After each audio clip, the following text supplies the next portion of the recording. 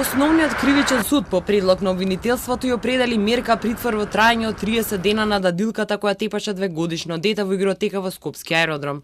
Осомничената денеска беше спроведена во судот под сомнение дека сторила кривично дело за пуштање и малтретирање на дете. Министерката за труд и социјала Мила Царовска апелира родителите да ангажираат лиценцирани негуватели за грижа на нивните деца. Често родителите одлучуваат лица блиски до нив да бидат негуватели и не избираат да има лиценцирани воспитувачки негувателки во нивните домови или луѓе кои што се грижат за нивните деца. Сепак ги поттикнувам родителите, има организации, има компании кои што вработуваат само лиценцирани негувателки воспитувачки. Дадилката која беше фатена на камера како во игротека на угостителски објект во Скопје натепа 2-годишно дете, вчера беше приведена во полициска станица. Нејзиното агресивно однесување го пријавил менаџерот на игротеката.